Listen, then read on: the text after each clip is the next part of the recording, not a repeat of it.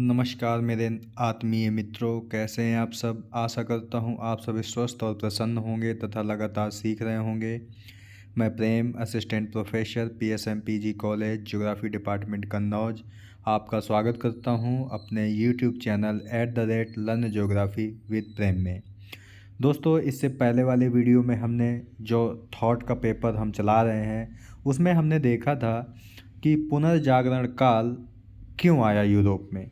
पहले हमने देखा था कि यूनानी भूगोलवेत्ता आए, फिर रोमन भूगोलवेत्ता आए, इसके बाद यूरोप में अंधकार युग आया, इसके बाद अरब भूगोलवेत्ताओं का विकास हुआ। ठीक है। और जब अरब भूगोलवेत्ताओं का पतन हो गया या अरब साम्राज्य का पतन हो गया, इसके बाद जिस काल की शुरुआत होती है उसे हमने नाम दिया था उत्तर मध्य काल या पुनर्जागरण काल के नाम से हमने देखा था। ठीक है। उसमें हमने देखा था कि अलग अलग वैज्ञानिक खोजें होने लगी। जो खोज यात्री थे उन्होंने नई नई क्षेत्रों की खोज की, जिससे वैज्ञानिक सोच का विचार प्रचार होने लगा या प्रसार होने लगा। ठीक है। तो हमने कल खोज यात्रियों के बारे में शुरुआत की थी, तो आज हम पहले खोज यात्री के बारे में चर्चा करेंगे जिनका नाम है मार्को पोलो। ठीक है। इसमें हमने आपको बताया था कि इस युग के यानी पुनर्जागरण काल के कुछ खोज यात्री हैं, जैसे Marco Polo, Columbus, Vasco da Gama, Magellan, Captain Cook, Amerigo Vespucci, जोन्स डिमांट, फ्रांसिस ड्रेक और हडसन। ठीक है। तो इसमें हम पहले नाम का जो उल्लेख कर रहे हैं उसका नाम है मार्को पोलो। तो चलिए शुरू करते हैं। इस चित्र के माध्यम से मार्को पोलो जी का छायाचित्र दिखाया गया है। ठीक है। जिसे भी आप देख सकते हैं कि मार्को पोलो कैसे थे। चलिए आगे देखते हैं कि मार्को पोलो के बारे में। इनका जन्म 1254 ईस्वी में हुआ और मृत्यु 1324 ईस्वी में हुई। 13वीं शताब्दी का महान खोज यात्री था जिसने वेनिस या इटली में एक शहर पड़ता है वेनिस। ठीक है। इटली की आपको राजधानी पता होनी चाहिए, रोम है। तो वेनिस से चलकर पश्चिमी एशिया और मध्य एशिया होते हुए पूर्वी चीन तक तथा चीन से वियतनाम, मलाया, ब्रह्मा, श्रीलंका, भारत होते हुए वह अफ़गानिस्तान तक की यात्रा पूरी की थी और अंततः वह पुनः वेनिस लौट गया। ठीक है। तो अगर आपके पास एटलस है तो आप जब देखेंगे तो इटली से यानी कि भूमध्य सागर में ये देश पड़ता है इटली, वहाँ से होते हुए पश्चिमी एशिया में गया जहाँ आपके इजराइल, इराक, ईरान वगैरह देश पड़ते हैं। इसके बाद मध्य एशिया में जहाँ पे कजाकिस्तान, अफ़गानिस्तान ये देश आते हैं, तो पूर्वी चीन तक पहुँचा और चीन से वो पुनः होते हुए वियतनाम, मलाया, मलाया का मतलब मलेशिया, ब्रह्मा, श्रीलंका, भारत होते हुए अफ़गानिस्तान तक की यात्रा उसने पूरी की थी। ठीक है। आपको ये पॉइंट याद रखना है कि वह प्रथम महान यात्री था जिसने एशिया के पश्चिम से पूर्व की ओर मार्ग की खोज की थी। यानी इससे पहले कोई भी नागरिक ये नहीं जानता था कि पश्चिम एशिया से पूर्व एशिया तक का मार्ग कौन सा है, लेकिन इन्होंने खोज निकाला। मार्को पोलो का जन्म 1254 ईस्वी में वेनिस के एक संभ्रांत व्यापारी परिवार में हुआ था। ठीक है। इनके पिता का नाम था निकालो और चाचा का नाम था माफियो, जो दूर दूर तक एशियाई देशों में व्यापारिक यात्राओं पर जाया करते थे। तो जाहिर सी बात है, चाचा और पिता जब जाते थे व्यापार में तो वो भी साथ में ही जाते थे मार्को पोलो। ठीक है।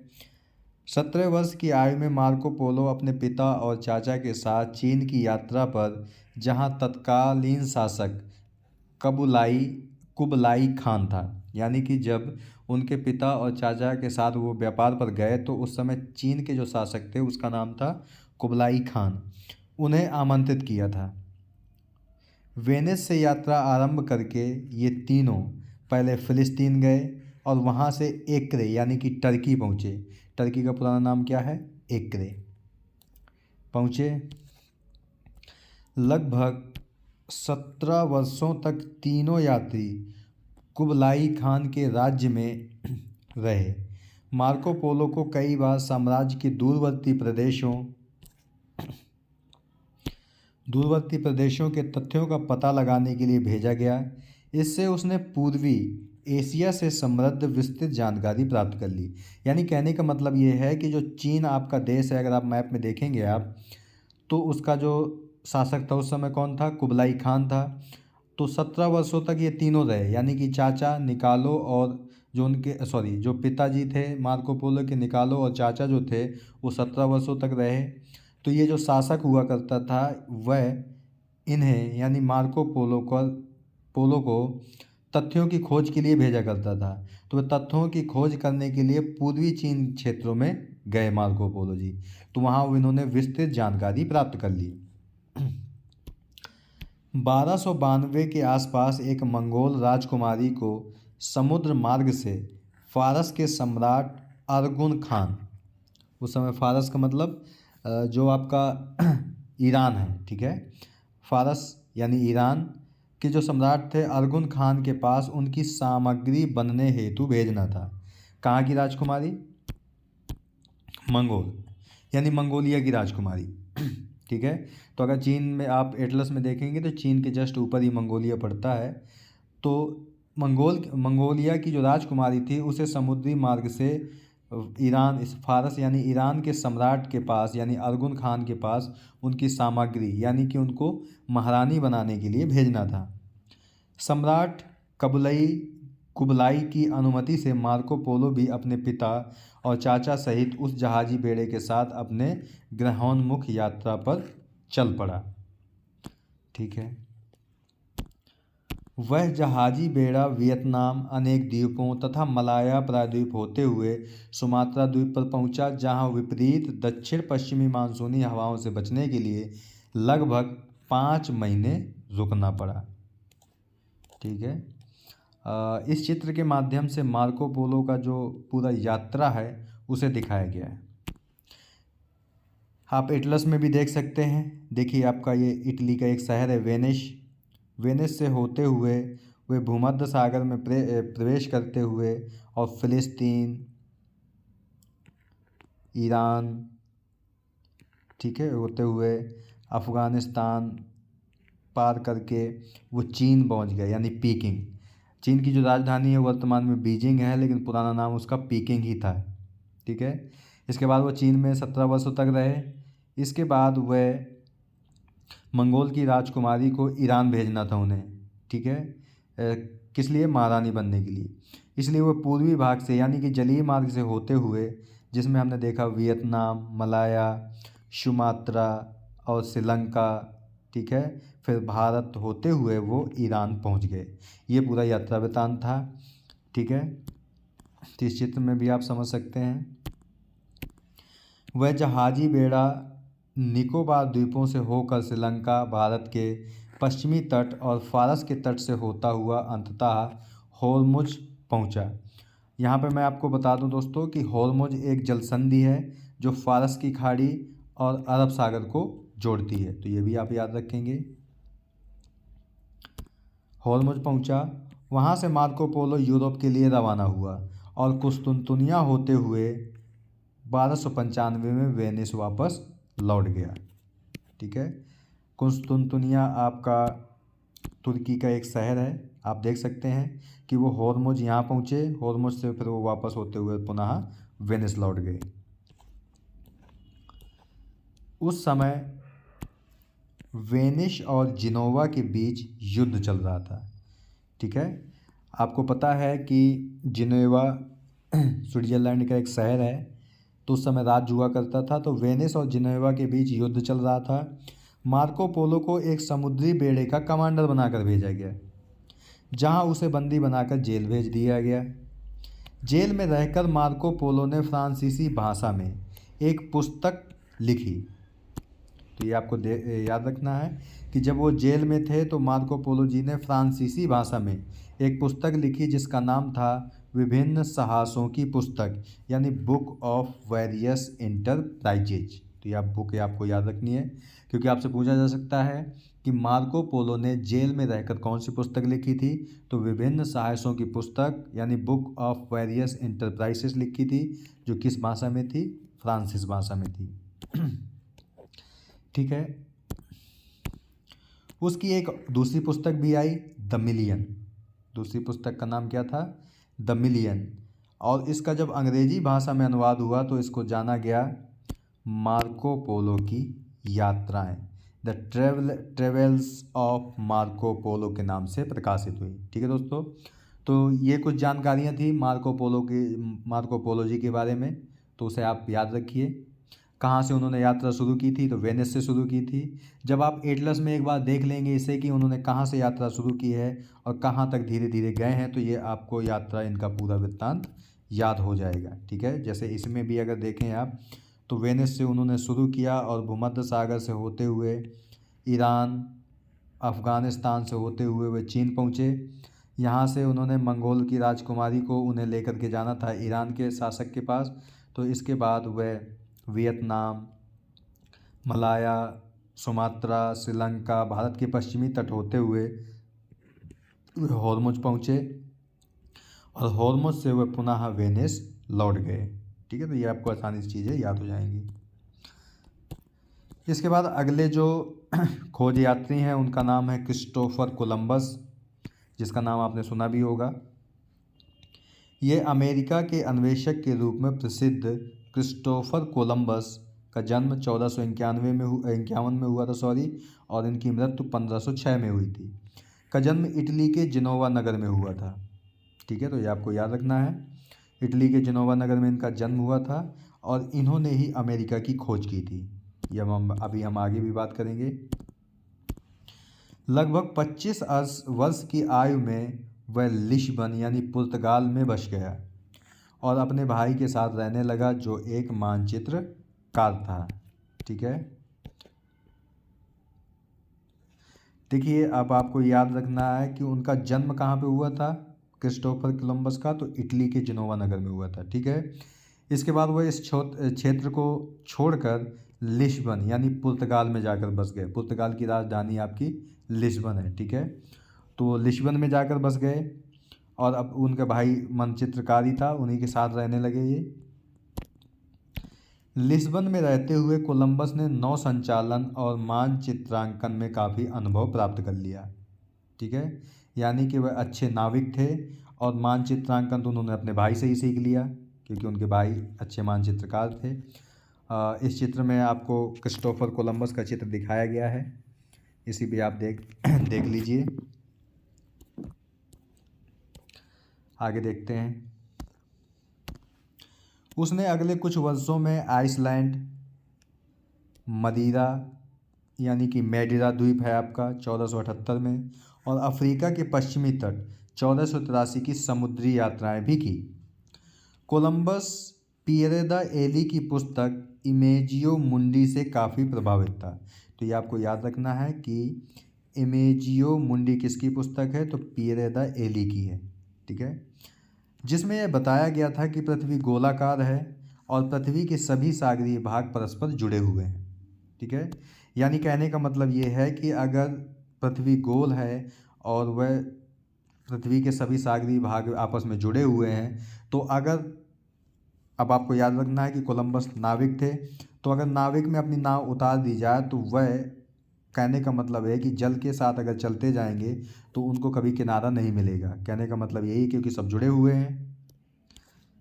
उस समय एक टालमी द्वारा पृथ्वी के आकार की परिधि की गणना मान्य थी जो वास्तविकता से बहुत कम थी। इस प्रकार कोलंबस को विश्वास हो गया था कि पश्चिम की ओर समुद्री यात्रा करके जापान, चीन, भारत आदि देशों तक पहुंचा जा सकता है। ठीक है, ये उनका विश्वास हो गया था कि अगर हम पुर्तगाल से होते हुए पश्चिम की ओर यात्रा करेंगे तो चीन, जापान, भारत आदि देशों तक पहुंच सकते हैं। आगे देखते हैं। वह भारत से होने वाले मसाले के व्यापार के लिए लघु समुद्री मार्ग की खोज करना चाहता था, किंतु वित्तीय प्रबंधन के अभाव में यह संभव नहीं था। हमारा जो भारत है वो प्राचीन समय में मसालों के व्यापार के लिए बहुत प्रसिद्ध था।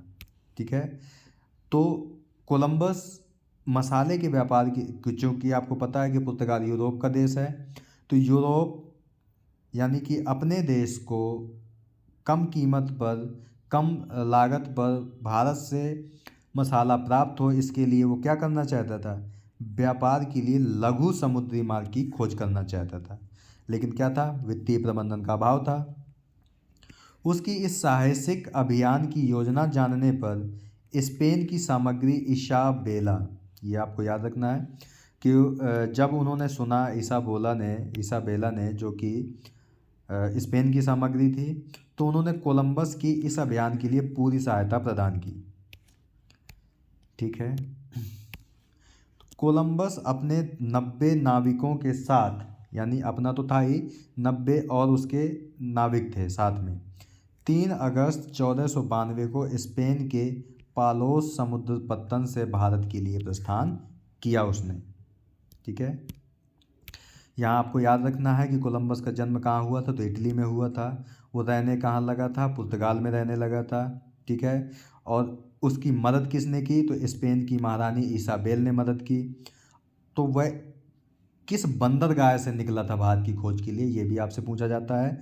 और डायरेक्ट ये भी पूछ लिया जाता है कि कोलंबस किस देश का था, तो जाहिर सी बात है आपका, क्योंकि इटली में जन्म हुआ, पुर्तगाल में वो रहता था, तो पुर्तगाल का ही आप बताएंगे।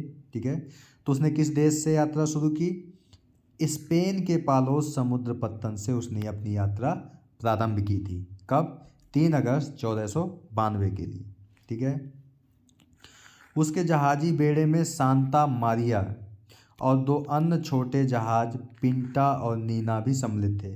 तो ये भी दोस्तों आप याद रखेंगे कि जब वो 90 नाविकों के साथ 3 अगस्त 1492 को भारत के खोज के लिए निकले, ठीक है, लघु समुद्री मार्ग की खोज के लिए निकले, तो उनके साथ 3 बड़े जहाजी बेड़े थे, सांता मारिया, पिंटा और नीना।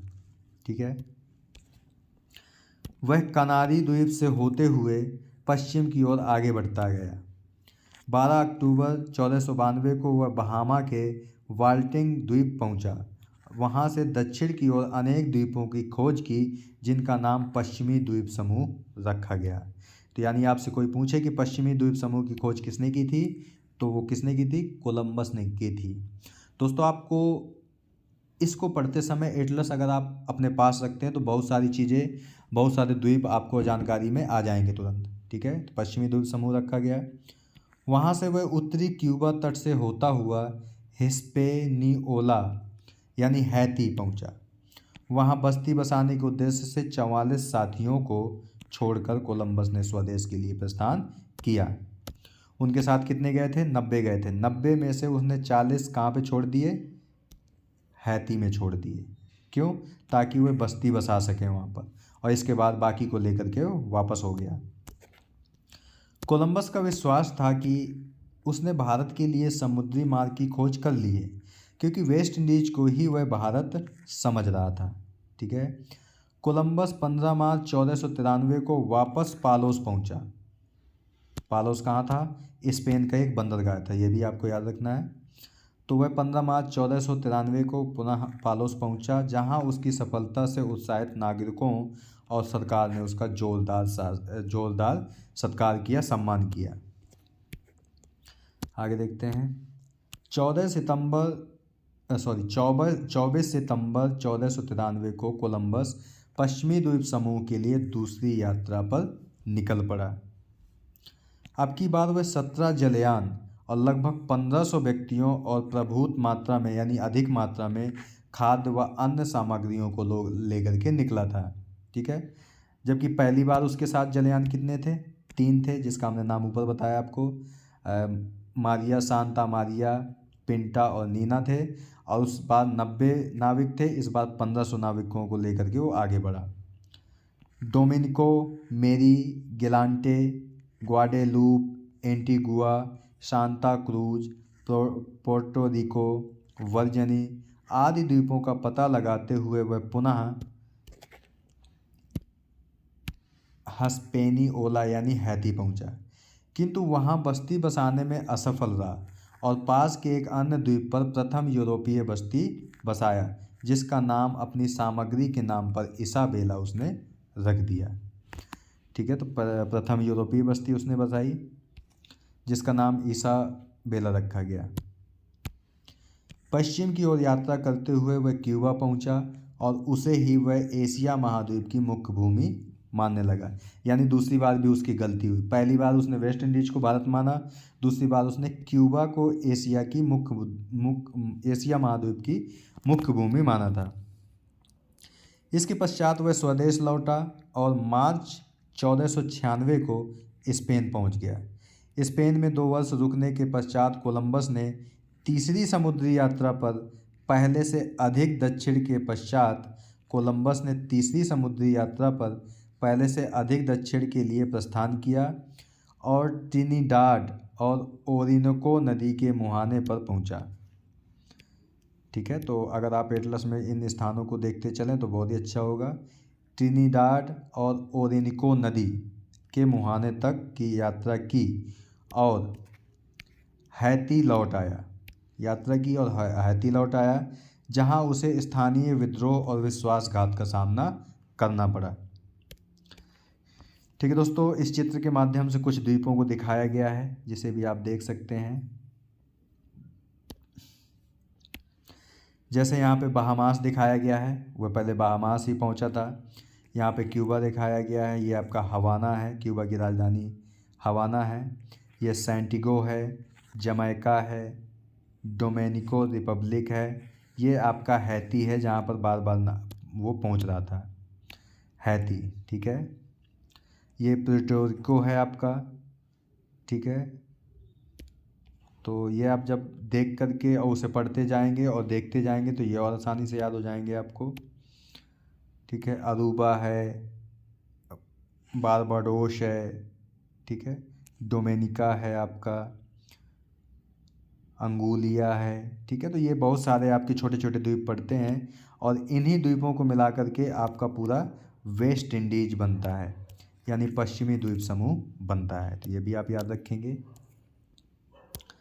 उसे विश्वासघात का सामना करना पड़ा। ठीक है,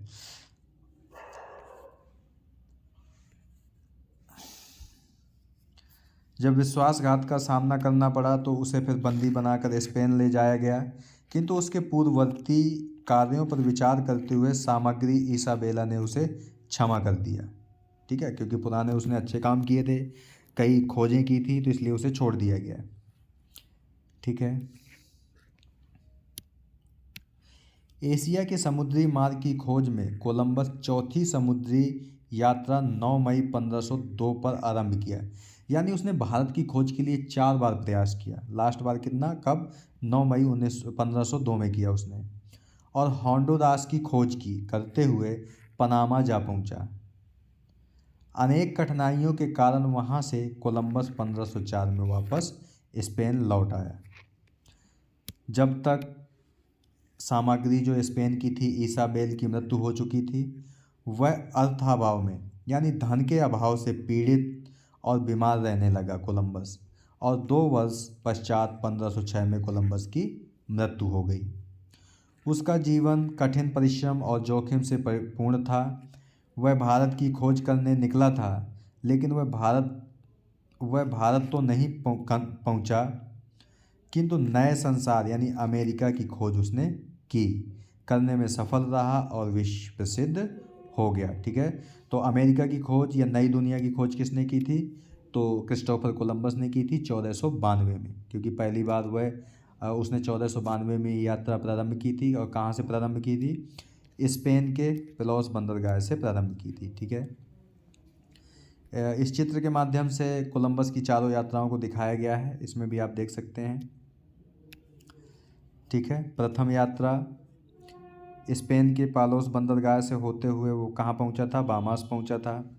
दूसरी यात्रा उसने जब प्रारंभ की तो वह हैती पहुँचा था, तो दूसरी यात्रा यहाँ पर दिखाई गई है।